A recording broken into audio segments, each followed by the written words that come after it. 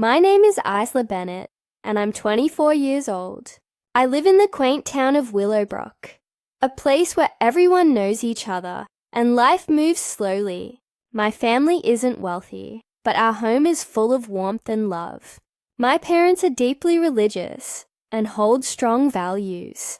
From a young age, they taught me the importance of patience, integrity, and the sanctity of love. I grew up believing that love is something pure, sacred, and not to be rushed. My parents always said that marriage isn't just a ceremony. It's a lifelong promise, a commitment that should never be taken lightly. Because of their teachings, I never dated anyone. I had never held hands with a boy, never gone to a party, never been kissed. My heart was mine to keep until the right person came along. At college, things were different. My friends often dated, exchanged stories about their boyfriends, and sometimes teased me for being old-fashioned. They laughed at my patience and the values I held dear. But I didn't mind. I knew who I was, and I felt confident in my choices. My heart held a quiet hope, a belief that it would recognize the right person when the time came. I dreamed of a love that was honest, deep, and true, someone who would understand and respect my choice to wait. I imagined a wedding filled with laughter, light, and promises. A day I could cherish forever. I refused to settle for anything less. Love, to me, wasn't just a feeling.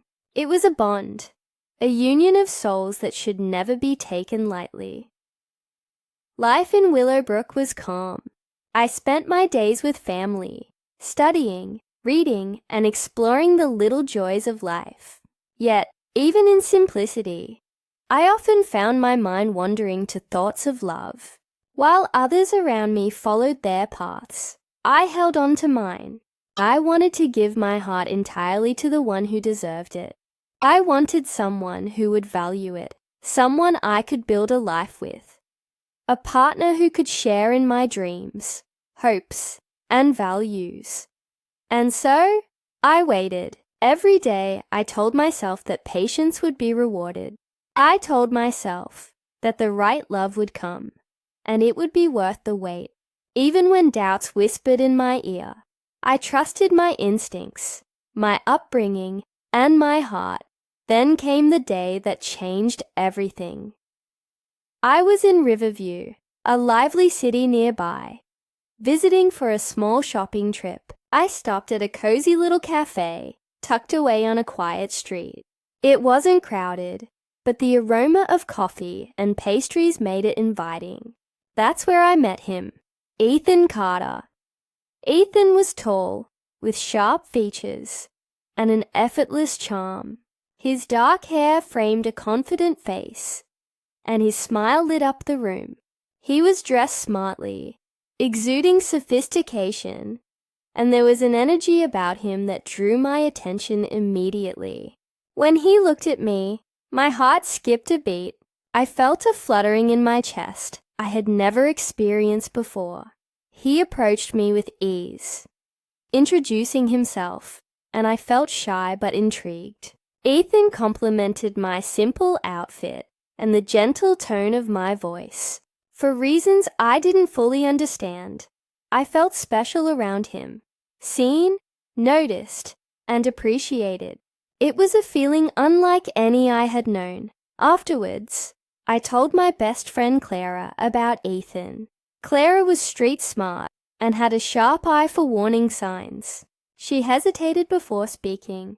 Isla, just be careful, she said softly. Ethan, he has a reputation. He doesn't usually stay with one person for long. Her words struck me, but I didn't want to believe them. I wanted to think Ethan was different. I wanted to believe that love could change him, that a heart like mine, patient, faithful, and sincere, could inspire him to be better. I felt a pull I couldn't ignore, a strong feeling that maybe fate had brought us together. Ethan soon started calling me daily, He sent flowers and small thoughtful gifts. Every message, every gesture made me feel cherished. I had never felt so alive, so noticed, and so hopeful. I began to imagine a future with him.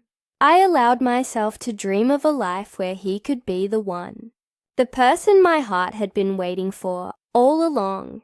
I didn't know what the future held, but for the first time, my quiet, patient heart felt a spark of something extraordinary. It was as if my life had suddenly stepped into a storybook, a tale of possibility and hope I had always imagined. Over the next few weeks, my thoughts were constantly with Ethan. Every time my phone buzzed with a message from him, my heart raced. He had a way of making me feel like I mattered in a world where I had often been invisible. He remembered the smallest details about me, the way I liked my coffee, the books I adored, even the little jokes I made. Each message, each call made me feel closer to him, as though we were the only two people in the world. Despite Clara's warning, I found it impossible to ignore him. I kept telling myself that love had the power to change people.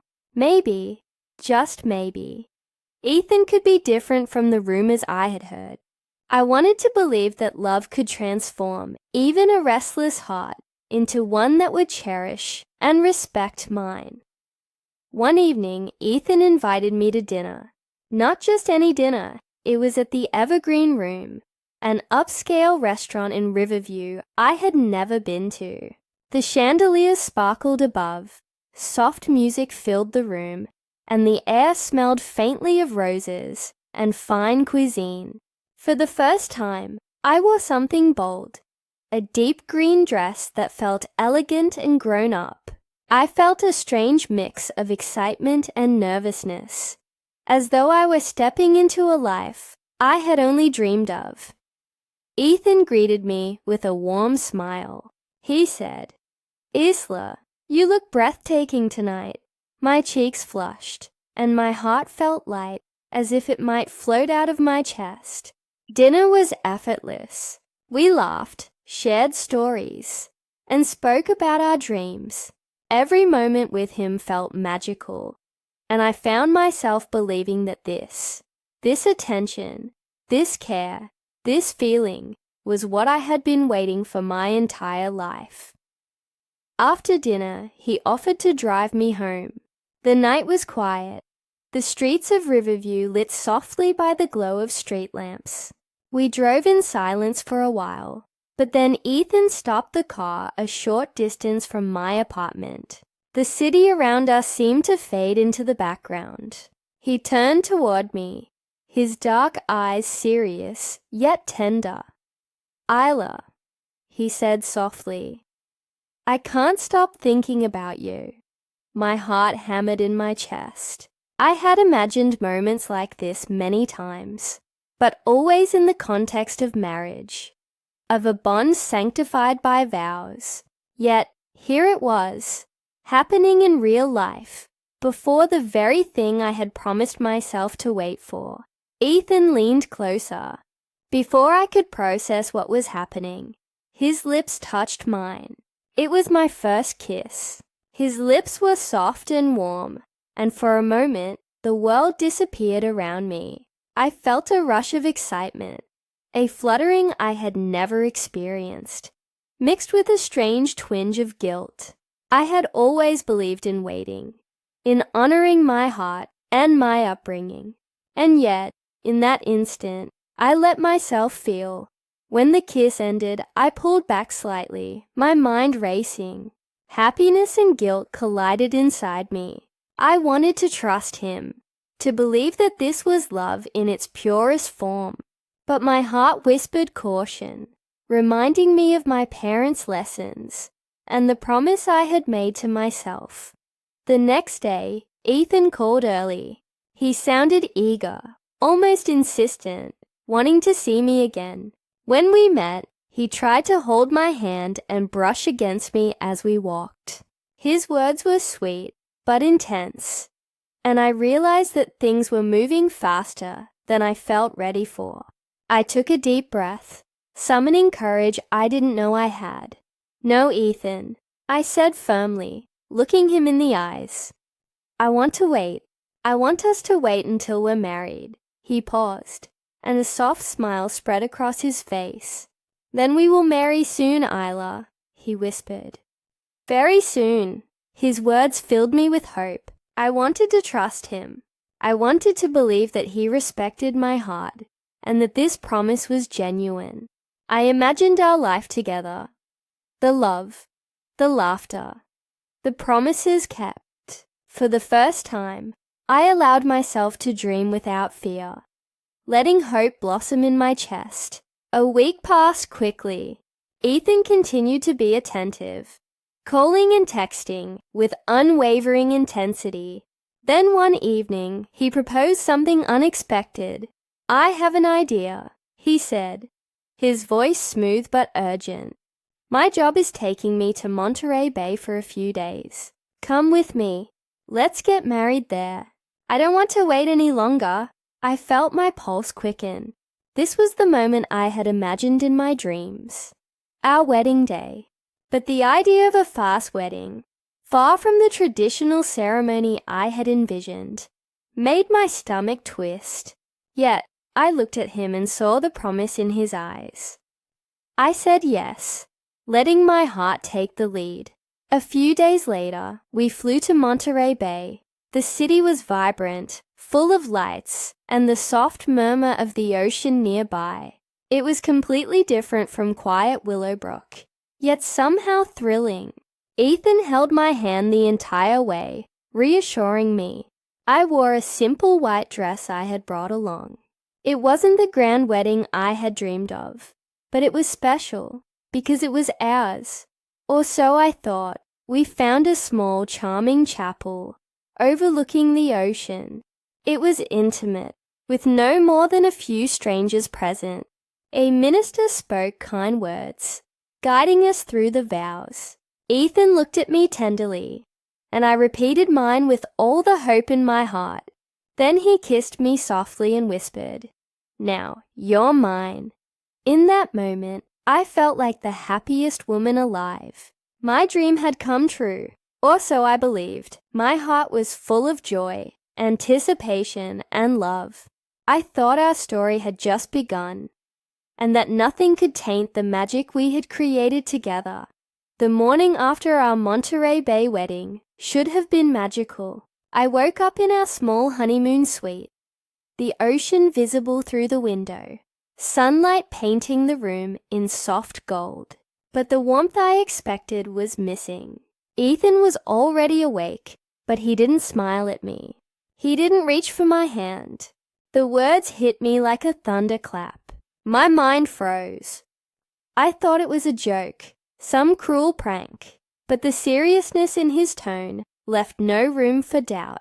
Just yesterday, he had whispered that I was his. Just yesterday, we had exchanged vows, promising forever. And now, those promises felt meaningless.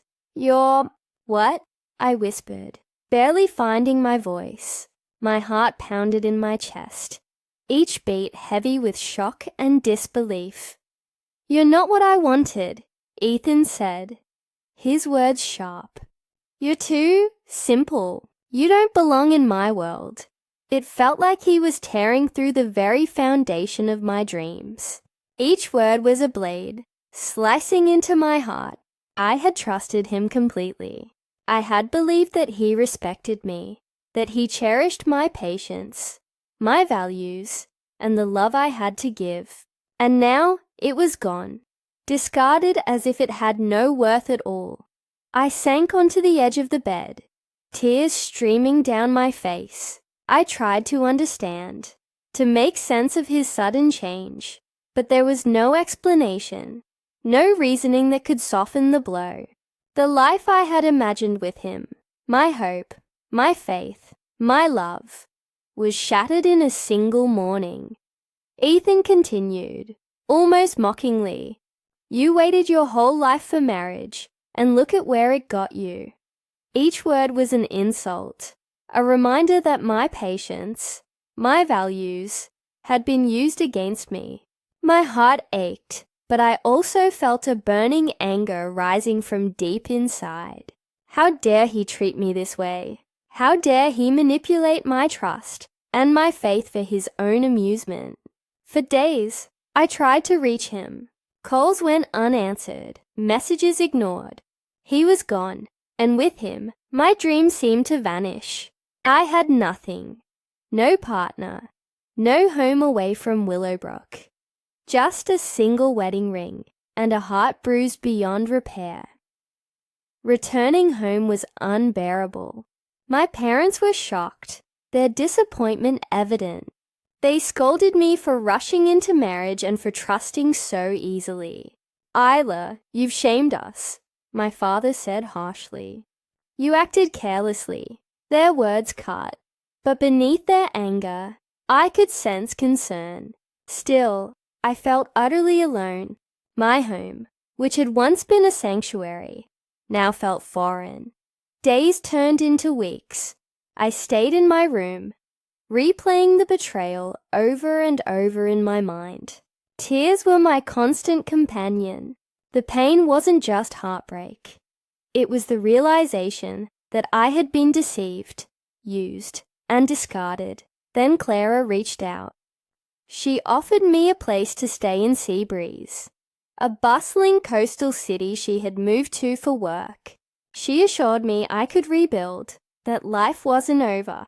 I hesitated, but the thought of being alone in Willowbrook was unbearable. With nothing left tying me there, I packed my few belongings and moved. Seabreeze was chaotic, vibrant, and full of energy, a stark contrast to the calm of Willowbrook. But in its noise, I found a strange solace. Clara helped me find a small apartment and assisted me in getting a job at a quiet bookstore. The work was simple, yet comforting. Among the shelves and the scent of old books, I felt a small sense of control return. One afternoon, as I was organizing new arrivals, a magazine caught my eye. The cover featured Ethan, smiling in a tuxedo, standing beside a glamorous woman. The headline read, "Ethan Carter's Secret Marriage Revealed." My hands trembled as I picked up the magazine. The truth hit me like a tidal wave. He had never loved me. He had married me knowing he never intended to stay. The life he had promised was a lie. His charm, his attention, his promises, they had all been a carefully constructed illusion. Anger surged inside me, replacing some of the grief.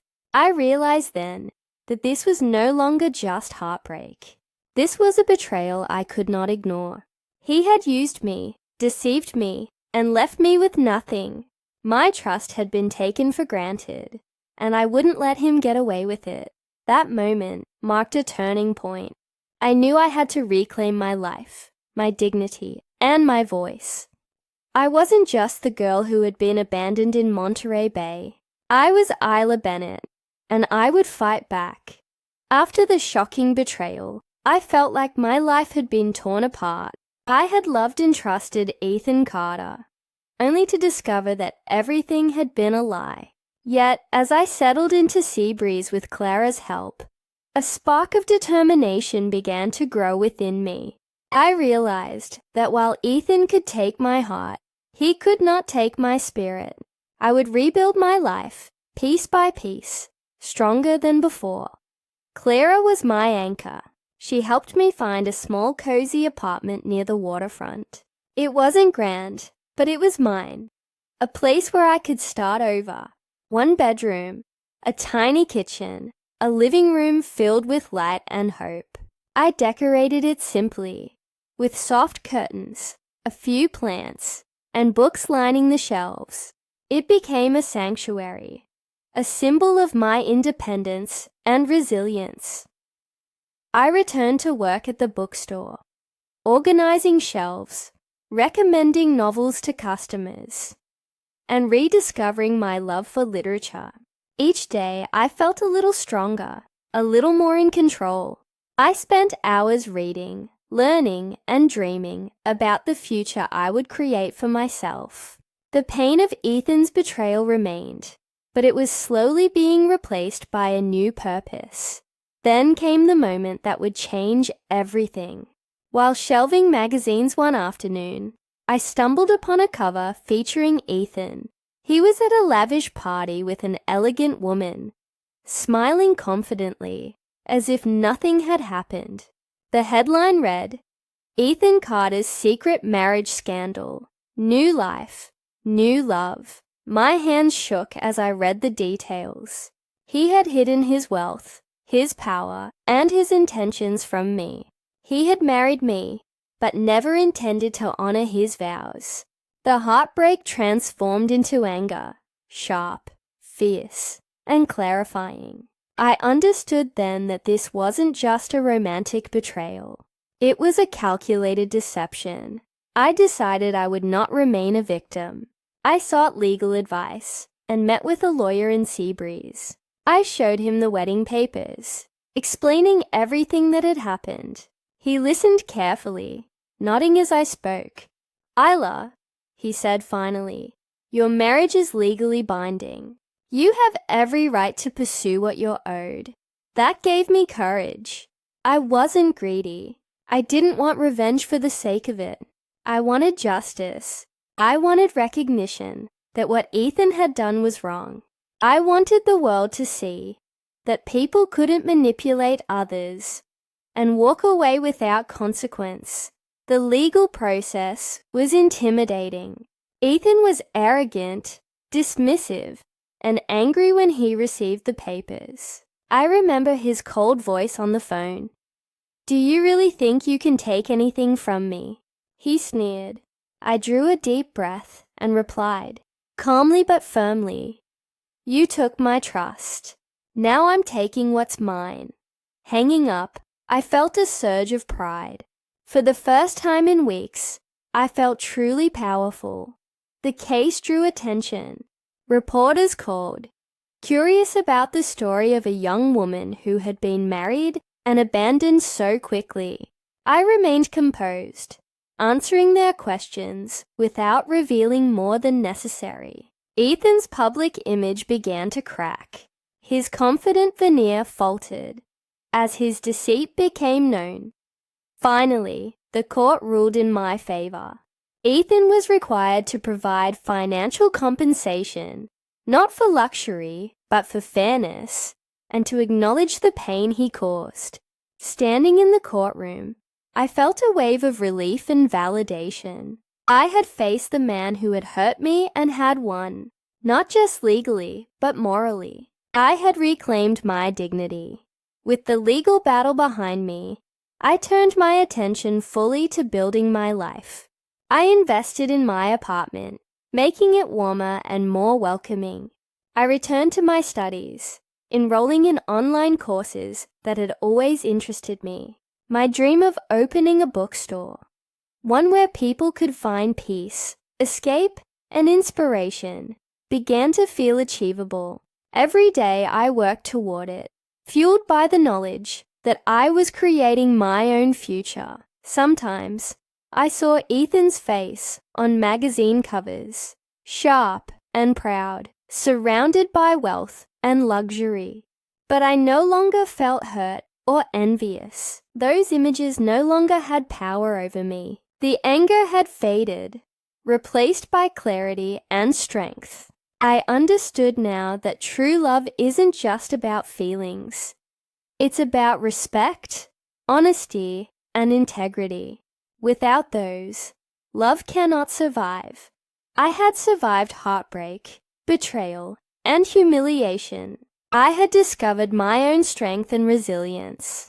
My heart remained pure, untouched by bitterness. I was Isla Bennett, no longer defined by the man who deceived me, but by my own courage, my values, and the life I was building. Freedom was no longer a dream.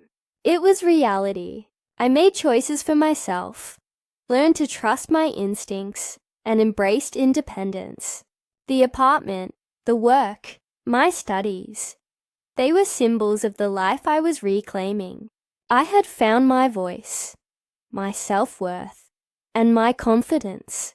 And in the quiet moments, when the sun set over the sea breeze coastline and the waves whispered against the shore, I felt a deep sense of peace. I had survived, I had grown, and I had learned that even after betrayal, even after heartbreak, life could be beautiful, meaningful, and full of hope. I was free, I was strong, and I was finally living life on my own terms.